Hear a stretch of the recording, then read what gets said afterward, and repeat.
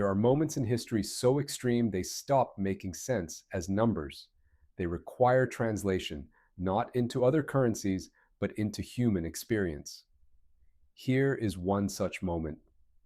In the spring of 327 BC, a single city was looted, and the plunder required 20,000 mules and 5,000 camels just to carry it away.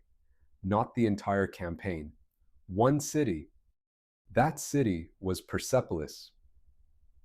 And what happened there is the key to understanding something historians have debated for 2,000 years. How rich, exactly, was Alexander the Great? Not in the vague superlative sense. In actual terms, in metal and grain and annual income and purchasing power, the kind of number you could defend in an argument. Before Alexander crossed into Asia in 334 BC, his financial position was, by any measure, desperate. Macedonia was a middling kingdom on the edge of the Greek world. His father Philip had built it into a military power, but the treasury told a different story. Alexander inherited debts, real ones, 500 talents in the whole. He started his campaign of world conquest with 70 talents of personal funds and 30 days of provisions. 70 talents. To put that in context, one talent was roughly 26 kilograms of silver.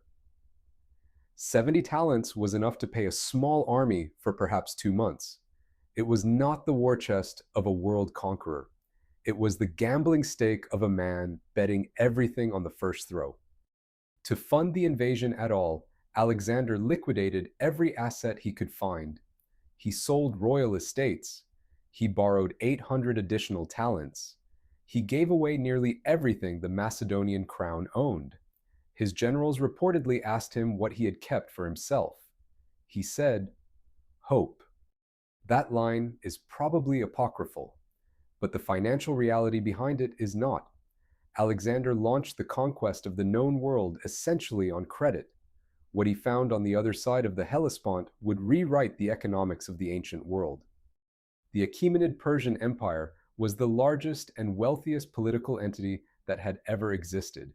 For 2 centuries, it had extracted tribute from every corner of the Near East, from Egypt to the edge of India. The annual tribute flowing into the Persian royal court ran between 12,000 and 15,000 talents every single year. Every year, without interruption, for generations. Think about what that means. The Persian king did not spend all of that. Nobody could spend that. Year after year, decade after decade, the surplus accumulated, silver and gold piling up in treasury chambers that were never fully opened. By the time Alexander arrived, the accumulated Persian royal treasure was somewhere between 180,000 and 270,000 talents. Those are the scholarly estimates.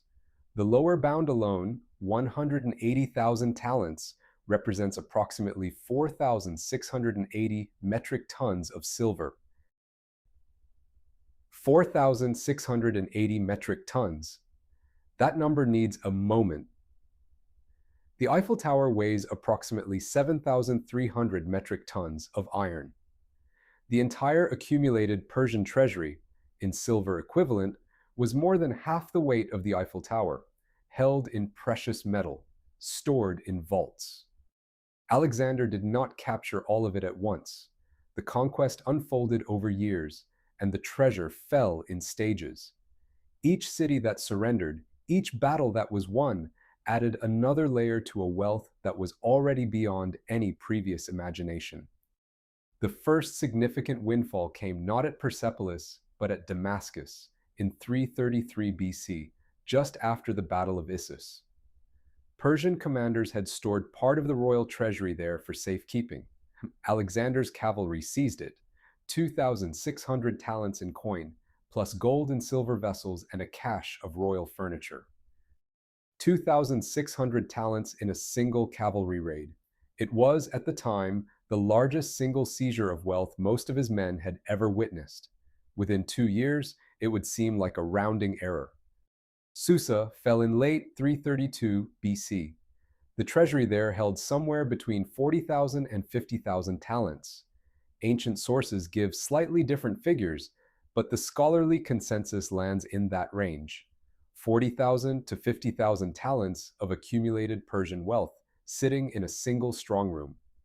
At 26 kilograms of silver per talent, 50,000 talents is 1,300,000 kilograms of silver, over 1,000 metric tons, from one city. And Persepolis had not yet fallen. Persepolis was the ceremonial heart of the Persian Empire, the place where tribute was received, where kings were crowned, where the identity of the Achaemenid dynasty was physically expressed in stone and gold. When Alexander took it in 331 BC, the treasury there dwarfed everything that had come before. Diodorus puts the haul at 40,000 talents at Persepolis alone, with an additional 8,000 at nearby Pasargadae. Plutarch's combined figure for Susa and Persepolis reaches 180,000 talents. The historians do not fully agree, but no ancient source puts the number low. And this is where it gets visceral. Moving the treasure out of Persepolis required 20,000 mules and 5,000 camels. 20,000 mules, 5,000 camels. An entire caravan civilization mobilized for a single act of transfer. Those numbers are not metaphors. They are logistical records. Alexander's administration had to actually source and coordinate that many pack animals, load them, and move them across difficult terrain. The treasure was so physically large that it created its own supply chain. At its peak, Alexander's army cost approximately 20 talents a day to maintain. That figure, 20 talents per day, covers pay, provisions, equipment, and logistics for a force of perhaps 50,000 men. It is a staggering daily burn rate.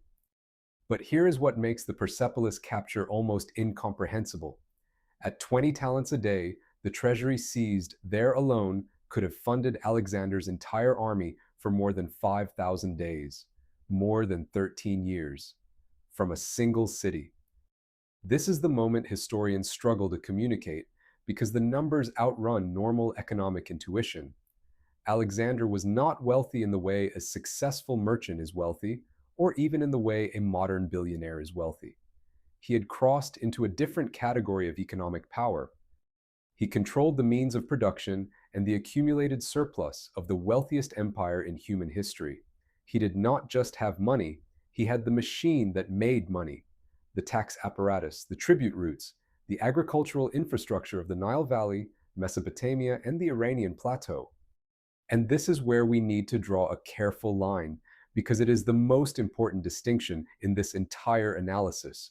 There is personal wealth and there is imperial resource. They are not the same thing. A modern head of state does not personally own the national treasury. In the ancient world, the king was not a steward of state resources in the modern sense. The treasury was functionally his. He could deploy it, redistribute it, or sit on it. There was no parliament, no audit committee, no constitutional constraint on how the royal treasure was used. What Alexander commanded, he commanded absolutely. That conflation of personal and imperial wealth is what makes his economic position genuinely unprecedented. There was no institution between Alexander and the money. When scholars try to compare him to modern billionaires, they are not just comparing different scales, they are comparing different structures of power entirely. Historians and economists who have attempted to translate ancient silver weights into modern purchasing power arrive at estimates in the range of hundreds of billions of dollars. Some analyses push into low trillions when accounting for the full imperial resource base. The numbers are large, they are also genuinely uncertain. Ancient and modern economies are structured so differently that direct conversion is always approximate. What we can say with confidence is this: no individual in the ancient world before or after controlled a comparable concentration of liquid precious metal combined with ongoing tribute income at the scale Alexander commanded. For comparison, the Roman Empire at its height collected roughly 800 million sesterces in annual revenue. In silver equivalent, that is approximately 55,000 talents per year, generously estimated. The Persian Empire before Alexander took it was already generating 12 to 15,000 talents annually and had been doing so for 2 centuries. Alexander did not just seize an empire, he inherited the single most productive fiscal machine in the ancient world. The tribute kept flowing, the satrapies kept paying. The infrastructure of Persian taxation, which had operated for 2 centuries, did not stop because the man at the top changed. Alexander also spent it aggressively. The campaigns into Bactria and India were financially brutal. The army grew. The logistics extended. Garrisons had to be paid. Cities had to be founded and funded. The daily burn rate of 20 talents a day was a floor, not a ceiling. Alexander also redistributed vast quantities deliberately, paying off his Macedonian veterans, funding massive construction projects, retiring debts across the Greek world. This was not generosity for its own sake. It was political economy. Wealth distributed was loyalty purchased. When Alexander died in Babylon in 323 BC at the age of 32, his successors, the men who would tear his empire apart in the wars of the Diadochi, fought for decades over what remained. They fought that hard, for that long, because what remained was still worth fighting for. The territorial inheritance alone, 5 million square kilometers encompassing the most productive agricultural zones and the most lucrative trade routes of the ancient world, from Egypt through Mesopotamia to the edge of the Indian subcontinent, was the greatest concentration of geographic wealth ever assembled under a single command. And now we return to where we began.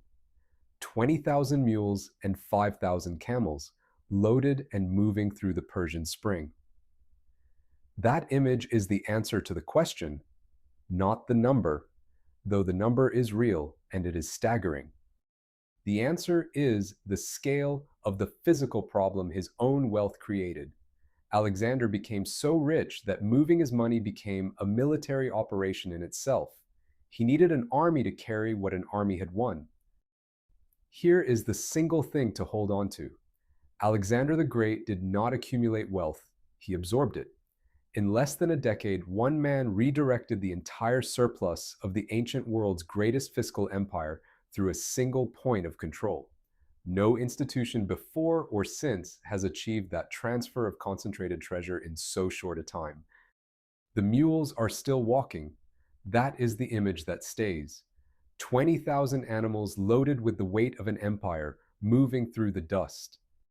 And the man who commanded them had started the whole enterprise with 70 talents and 30 days of food.